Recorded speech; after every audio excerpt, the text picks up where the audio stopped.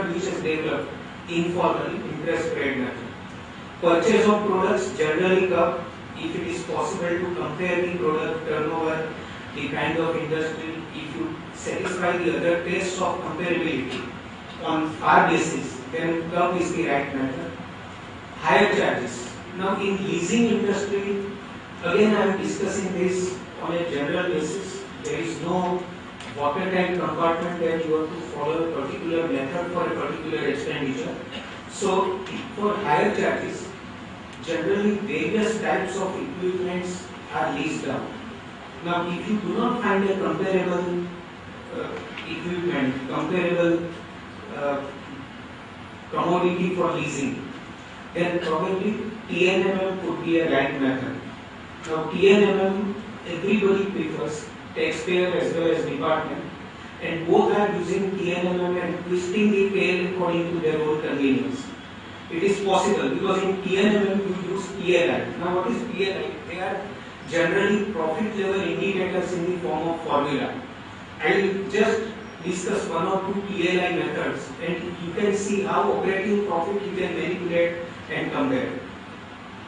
See, generally in the case of contract manufacturer or toll manufacturer, the PLI is return on cost and the formula is operational profit upon total cost. This is the formula. The accounting ratios which we learned in FY and SY become earlier during the college days.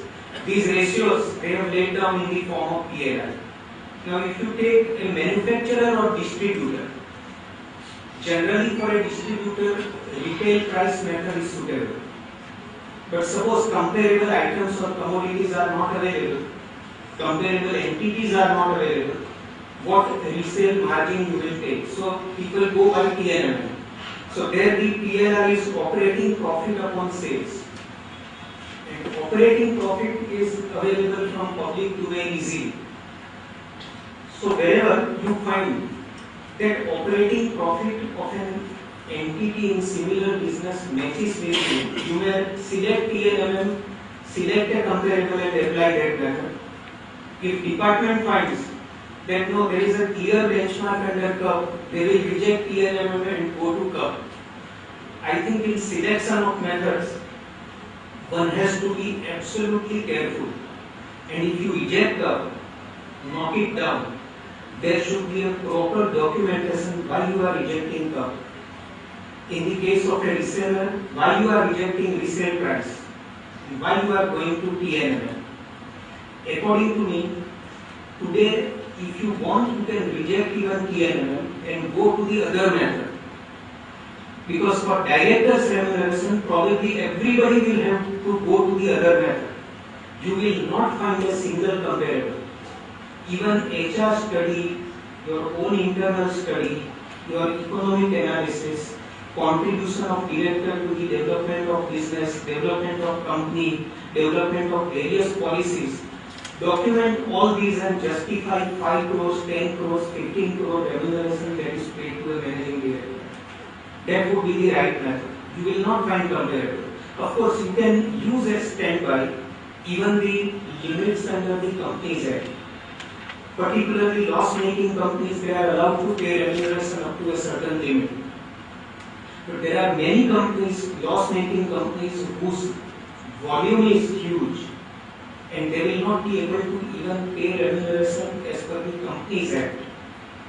They may have paid remuneration which is much higher than what is permissible to a loss-making company. In such cases, such an analysis and report only will help to justify that the remuneration paid to director is reasonable. Then rent charges. Generally rent is comparable, so you can use the IT assistance charges. In information technology, generally TNMM is used because in information technology the products are so varied and different in variety, they are not comparable at all. So curve is not possible. Even if you use cost plus method, in information technology, most of the officers have rejected even cost plus method. TNMM, they take general industry operating profit margin and they accept it. Now there are many information technology companies which are into the sale of routine software and rendering of routine services, where the profit margin is too low, whereas in other cases the profit margin is too high. So if you go by TNMM and take the average profit margin, it will become very difficult for those IT companies which are paying at a high rate for software to related parties. So there again, one may evaluate whether the other method suits you, and you have other justifications to offer and reject even TNMM method. Now this other method is quite new for the department to move out of the 5 methods and go to the other method. It will require a different kind of mindset, and probably as they have learned from us, the domestic firms of chartered accountants will have to make it a habit to use the other method wherever we are able to justify that none of the 5 methods is really suitable. Change their habit and mindset, probably it will be in our hands rather than in the hands of all. Because if we make beginning and going uphill, courts will support us. Otherwise, we will be left within the cobweb of those 5 methods which we are applying. Now, one more issue which was not covered earlier, but which is relevant only for marginal cases. Now, take an example that a company has made payments to related party amounting to 4.5 crores of rupees. But if you take arm's length price, it comes to 5.25 crores. So whether this taxpayer is covered within the ambit of domestic transfer pricing. So here if you go by the language, it talks of expenditure as per books, not expenditure as per fair market value or arm's length price. So here in this borderline case, it is not covered by domestic TP, even if the arm's length price of all these transactions put together exceed 5 crores. But this is relevant only for borderline cases. Suppose I have made payment of 10 crores, I will not be able to record it in books at 4.5 crores. That much adjustment one cannot do. But in borderline cases, by making little less payment and bringing it below 5 crore, one can fall out of the purview of domestic TP. So this we have already discussed, but it is in the case of a case study. A has B and C as 2 subsidiaries. D is B's subsidiary and E is C's subsidiary. Transactions between A and D are covered, A and C are covered. But A and D are not covered, A and E are not covered. And by virtue of that line which was added in last budget, transactions between D and C will also be covered. We have to report common subsidiaries of holding company.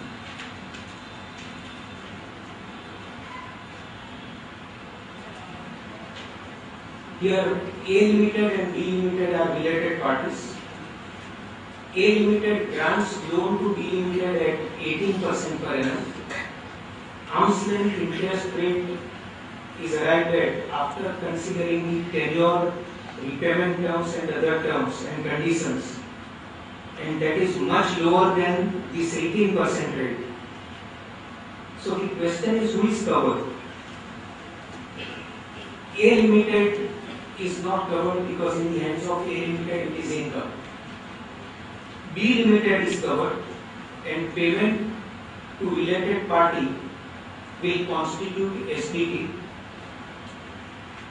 B Limited pays interest at a higher rate, so arm's length interest rate will have to be determined, and there will be an adjustment if in the return you have not made adjustment yourself. Now again this common question which is asked, both the entities are taxed in India. So if you make adjustment in the hands of B Limited, A Limited has already paid tax on 18% if it is a tax paying company.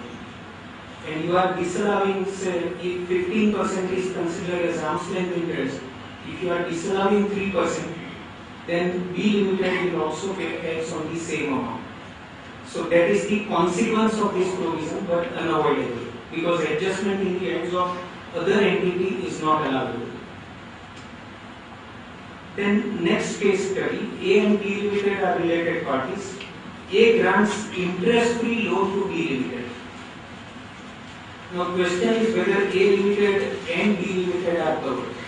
A Limited is not covered, it is clear, because it has given loan.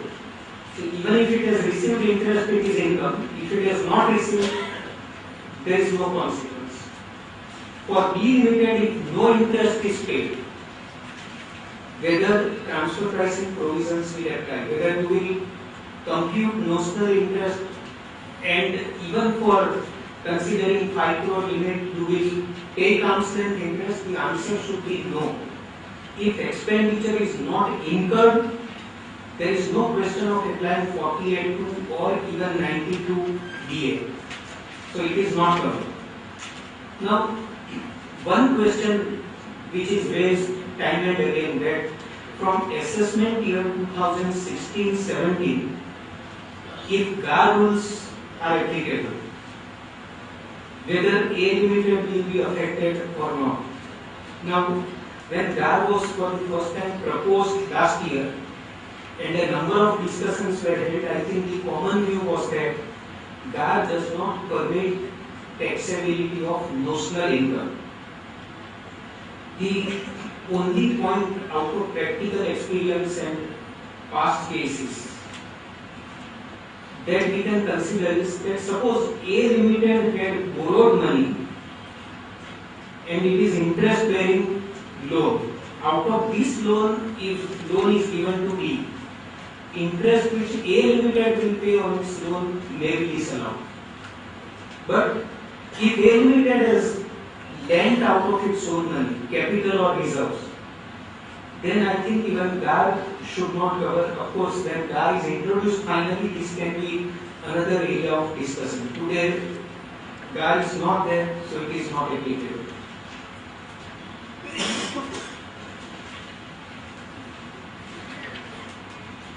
The next one, PQR Limited has 3 units, unit A, B and C. PQR Limited, its board includes independent directors who receive only sitting fees and promoter directors who receive salary, commission and sitting fees. Now this has been taken up only to find out how you will determine arm's length price. This is already discussed in detail. You can benchmark on the basis of their work and experience, qualification. Then as per the limit of the Companies Act, and there is no streamlined process, so you will have to create the whole set of documents to justify whatever remuneration you pay to directors. Now the new Companies Act permits sitting fee to be payable up to 1 lakh per meeting. So again this 1 lakh is required to be benchmarked. See if total transactions exceed 5 crores, even sitting fee to independent director will fall in the ambit of STT and it will be required to be justified.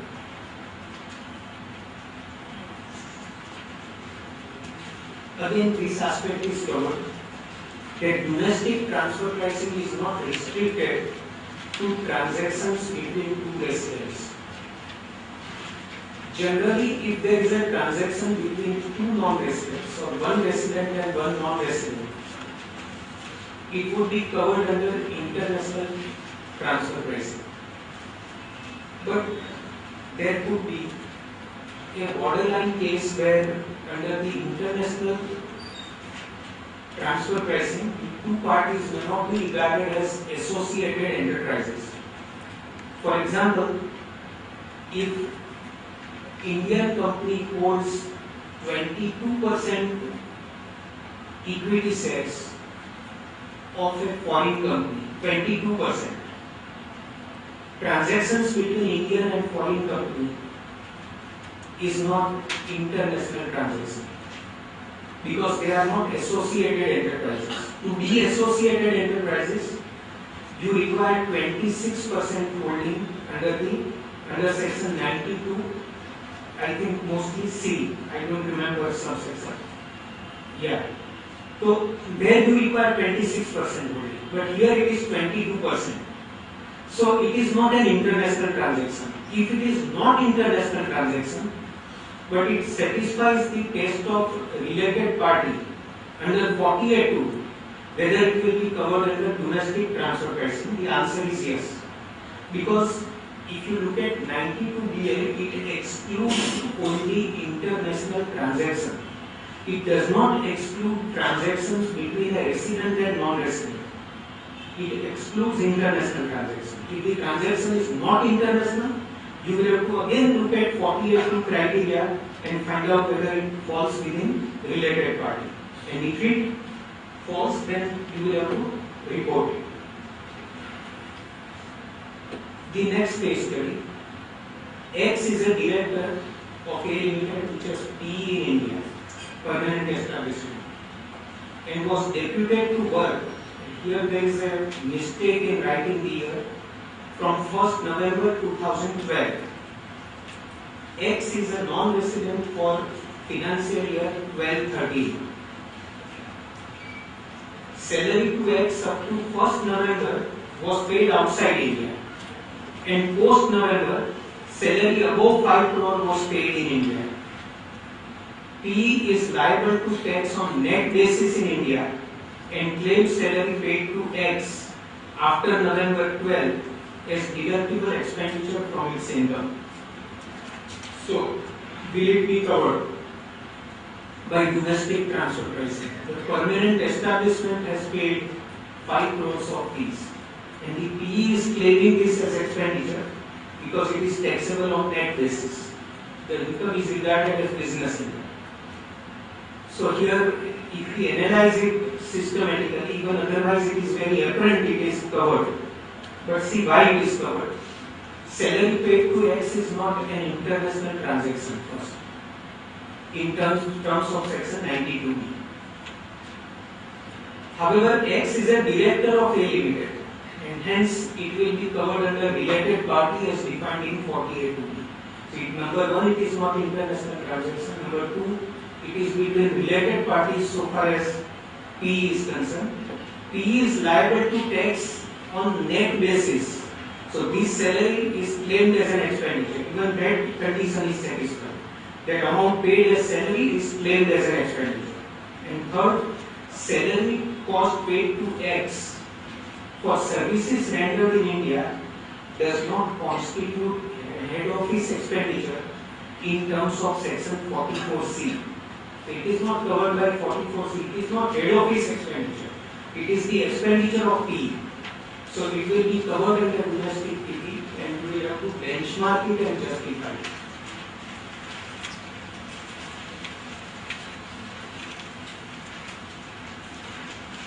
The next is HCO is an Indian company, A Limited is a foreign subsidiary, and B and C Limited are Indian subsidiaries of HCO. Now, HCO and both these subsidiaries are not entitled to any profit linked tax holiday. So only 48(2) is to be tested between HCO, B Limited and C Limited. HCO owns a valuable brand XYZ, which is self-generated for holding company.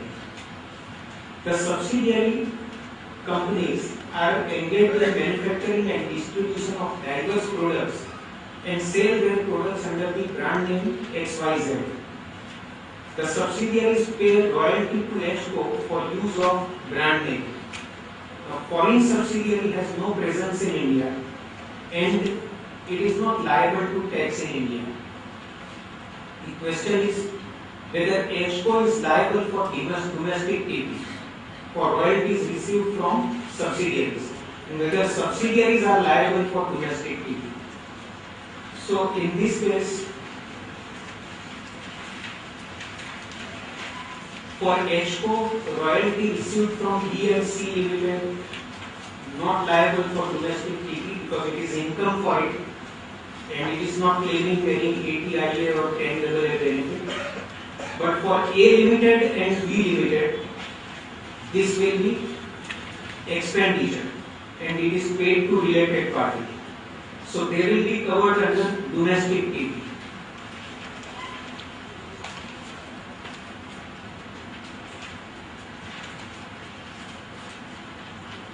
Now the question is, so far as royalty is received, see we have answered questions related to domestic TP.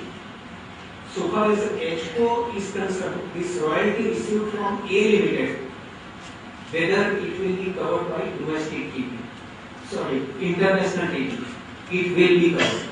Because again it is its foreign subsidiary, the two are associated enterprises. So it will not be covered by domestic TP, but it will be covered by international TP. And last case study, PQRS are directors in company 1. Sorry, they are shareholders of company 1 and they hold 15% each in company 1. And all of them are directors of company 2.